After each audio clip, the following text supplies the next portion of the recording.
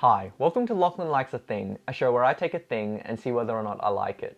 Now the thing we're looking at in this video is the Logitech UE900 quadruple balanced armature in-ear earphones. Now before we go into the review, there's something really important that needs to be said right at the beginning of this video, and it's this. There is a quality control issue with these earphones. Over at the audio forum HeadFi, a number of people in the UE900 thread have reported issues with these earphones. The first and biggest issue is that on some of these earphones the sound will cut in and out, and that seems to be due to some residue being left on these detachable cables coming out of the factory.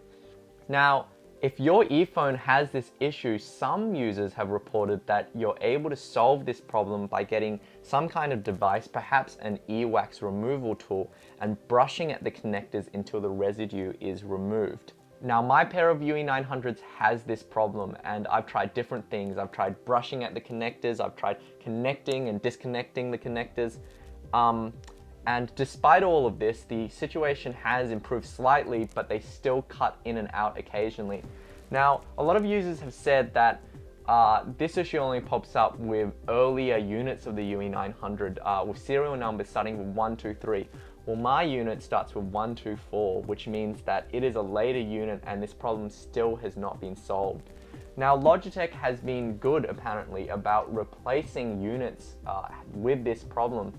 That said, I still think for a $300 to $400 earphone, this is really unacceptable for it to be coming out of the factory with this issue. And if this issue has been widespread, these should have been recalled. Now, another issue with this earphone is that a lot of users have reported that the black faceplate on the plastic will very quickly wear away to reveal the underlying silver plastic color. Now, my pair thankfully hasn't had this issue, but honestly, this is something that should have been identified and it should have been fixed before this earphone even went onto the market. Now, there's another issue with this earphone, and it's basically a design issue. There's a very tiny pinhole in the nozzle of this earphone, and if that pinhole becomes blocked by earwax or any other material, the sound of the earphone will change. Now, a lot of people have said that they actually prefer the sound of the UE900 with the pinhole blocked because the sound, the bass improves a little, and they've done modifications to deliberately block the pinhole. I haven't done that myself because I kind of want to sell this earphone after making this review. But basically, if you like the sound of the earphone out of the box and you don't want it to change, it's only a matter of time before that pinhole becomes blocked by earwax. And because it's such a tiny pinhole, it might be very difficult to clean. Now again, apparently Logitech has been good about replacing earphones with these issues, but that still takes time and it's still a hassle, and it should never have happened in the first place for such an expensive earphone. Now, if anything comes up, if there's any updates, I'll update the description of this video to give you some more information. Otherwise, you can follow the link in the description of the video to the UE900 thread over at HeadFi, and you can read about some of the issues yourself. Now, I hate to start the review on such a negative note, but I do know that a lot of people only watch the first 3 or 4 minutes of my videos, so this is something that's really important for you to know before you buy these earphones. Now, here's what I can say about the UE900. It's very lightweight, it's very comfortable. The noise isolation on this earphone is very good if you're traveling in noisy environments. The design does stick out more than some other designs like the Westone 4R, so you do get a bit more wind noise and you can't necessarily sleep on your side with this earphone, but all in all, it's quite ergonomically designed.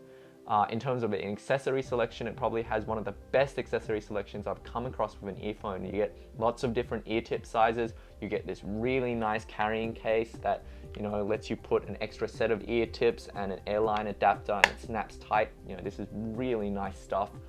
You get 2 sets of cables. You get a blue cable with an iPhone remote, and you get a black cable with no remote, and this cable is very high quality. It's a braided cable and it feels real nice.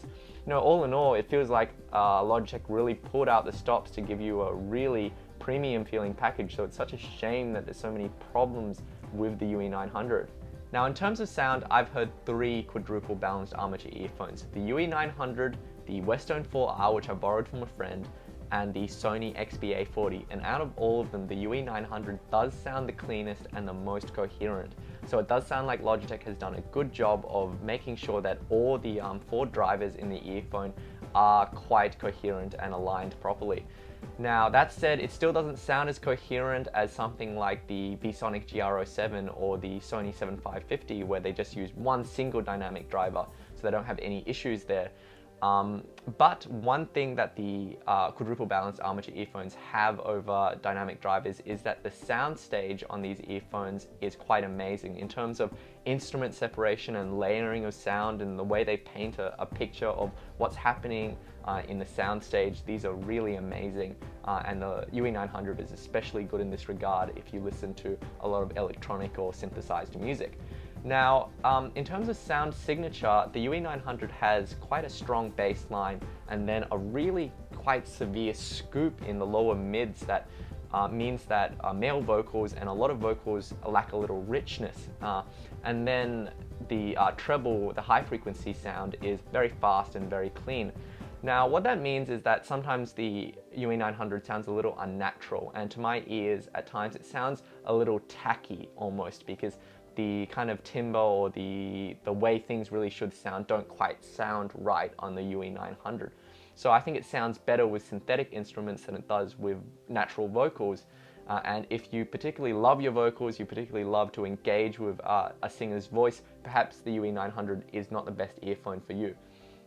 But it's still a pretty good all-rounder, and most music does sound pretty amazing coming from the UE900. Now overall, the UE900 is a good earphone apart from those issues, and it is a really nice complete package.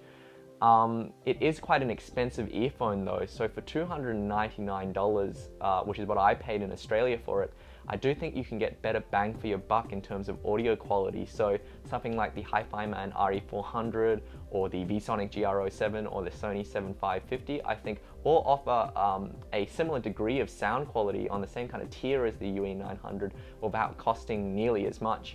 The thing with the UE900 though is that you do get all these fancy things. You get the detachable cables, you get the really good noise isolation out of these earphones. So, you know, if that's really important to you, you pay more and you get something that's quite good.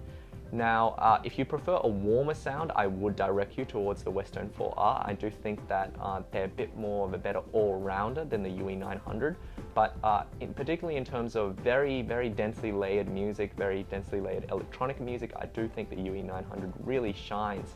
Now, if you want more bass punch, if you want something that's very visceral, I do think you should also look at the Sony XBA40, and I do have a review up of that. I'll have a review up of the Westone 4R soon, so if you want, you can subscribe to my channel and you'll be updated when that comes up.